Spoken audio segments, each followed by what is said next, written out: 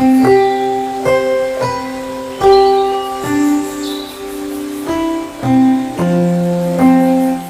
Doctor Tarun Agarwal, senior neuro physician, Moradabad.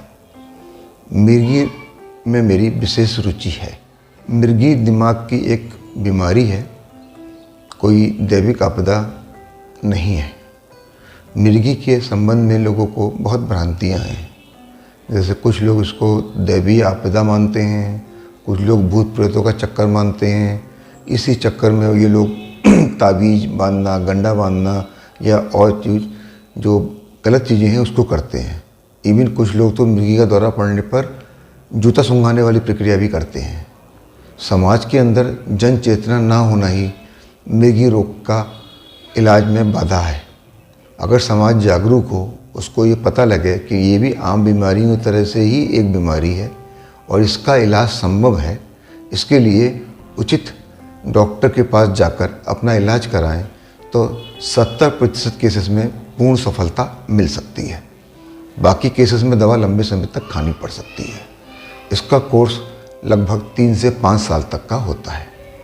इसका treatment neuro physician के under में ही कराना चाहिए। मिर्गी रोग क्या है? मिर्गी रोग में शरीर के अंदर ऐंठन, कंपन, मुँह से आवाज़ निकलना, बेहोश हो जाना, हाथ पैर ऐंठना, इस तरह की शिकायतें होती हैं। इसको सामान्य मिर्गी या पूर्ण मिर्गी कहते हैं। मिर्गी के दौरे अलग तरह के भी होते हैं, जैसे कि आंशिक दौरा। इसमें शरीर का कोई भी पार्ट हिलने लगता है या एबनॉर्मल मूवमेंट करने लगता है या सुन्न हो जाता है। इसको आंशिक मिर्गी कहते हैं। कभी कभी ये आंशिक मिर्गी आगे जाके पूर्ण मिर्गी में तब्दील हो जाती है। अन्य प्रकार की मिर्गियों में एक चेतना शून्य मिर्गी है, जिसमें कि मरीज किसी एक तरफ अपलक निहारता रहता है या जो काम कर रहा है उसको कुछ देर के लिए, कुछ सेकंड के लिए रोक देता है और होश में आने के बाद उसे ये नहीं पता रहता है कि उसने क्या किया। ये केवल कुछ सेकंड्स के लिए ही होता है। आमतौर में ये बाल्यावस्था से शुरू होता है, 8 से 10 साल, 12 साल की उम्र में। मिर्गी रोग को डायग्नोस करने के लिए कुछ इन्वेस्टिगेशंस करने पड़ते हैं। जैसे सबसे महत्वपूर्ण इन्वेस्टिगेशन है पेशेंट्स की हिस्ट्री। मरीज का वो किस तरह का दौरा पड़ा है, उसकी उससे पहले क्या स्थिति थी, उस दौरान क्या स्थिति रही और बाद में दौरा जब ख़त्म हो गया तो क्या हुआ।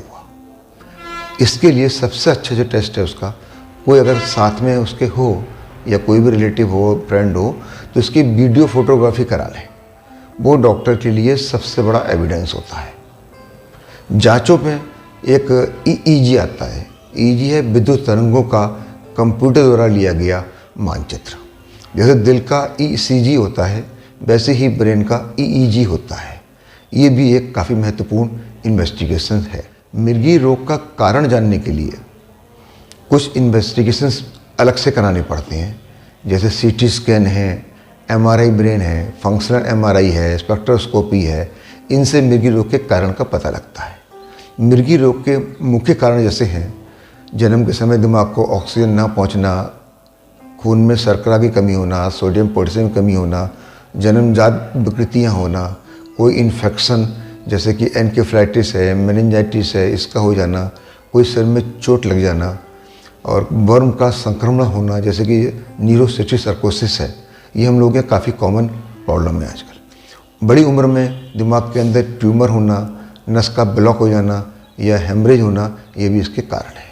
इन सारे कारणों का पता MRI या CT स्कैन से लगता है, जो कि इसलिए महत्वपूर्ण है कि इससे कि कारण पता लग सके और उसी इलाज से इसका इलाज संभव हो सके। मिर्गी रोग के इलाज के लिए डॉक्टर पूरा इवेल्युएट करता है, सब कुछ हिस्ट्री है, एग्जामिनेशन है, उसके बाद में फिर इन्वेस्टिगेशंस हैं, तब फिर वो निर्णय लेता है कि ये इस मिर्गी रोग में किस कारण से है या कोई अननोन कारण है। अननोन कारण वाली मिर्गी को अकारण मिर्गी या इडियोपैथिक एपिलेप्सी कहते हैं। अगर मिर्गी का कोई कारण निकल के आता है तो उसका साथ में ट्रीटमेंट देना पड़ता है, तभी मिर्गी रोग समाप्त हो सकता है। और 70% केसेस में मिर्गी रोग का कोई कारण नहीं पता होता। इतने इन्वेस्टिगेशन जो आज की तारीख में अवेलेबल हैं, उनको कराने के बाद भी इसको अकारण मिर्गी या इडियोपैथिक एपिलेप्सी कहते हैं। मिर्गी रोग दवाई के द्वारा काफ़ी हद तक क्योर हो जाता है।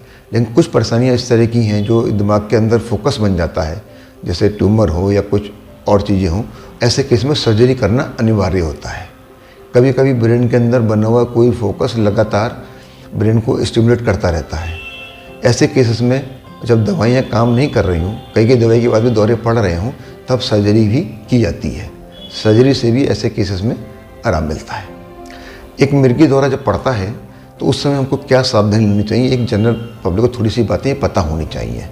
जैसे मरीज गिर गया है अगर, तो मुंह से झाग आ रहे हैं, सही ऐंठ रहा है, तो इसको ज़बरदस्ती उसको दौरे को रोकने की कोशिश ना करें।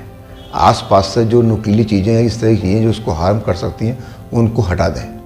ज़बरदस्ती दांत ना खोलें, दांत के बीच में चम्मच ना डालें, आसपास भीड़ ना लगने दें जिससे उसको हवा आती रहे। मिर्गी का दौरा अक्सर स्वतः 1-2 मिनट में रुक जाता है। अगर ये दौरा लंबा पड़ता है और नहीं रुकता है तो तुरंत डॉक्टर को इन्फॉर्म करना चाहिए या मरीज को अस्पताल लेके जाना चाहिए। मरीज को करवट से लिटा कर रखें, जैसे मुंह से अगर झाग वगैरह आ रहे हैं या कोई उल्टी हो रही है, वो तो सब चीज़ मुँह से निकल के बाहर चली जाए, वापस फेफड़ों में ना जाने पाए। और इस सावधानी को अगर हम लोग फॉलो करेंगे तो मिर्गी से होने वाली जो कभी कभी अचानक मृत्यु का खतरा रहता है, उसको ख़त्म किया जा सकता है। मिर्गी की दवाइयों का कोर्स डॉक्टर की सलाह के हिसाब से 3 से 5 साल तक का लेना होता है। उसके बाद जब सब कुछ नॉर्मल होता है, ईजी भी नॉर्मल होता है, तो दवाई धीरे धीरे करके बंद कर दी जाती है।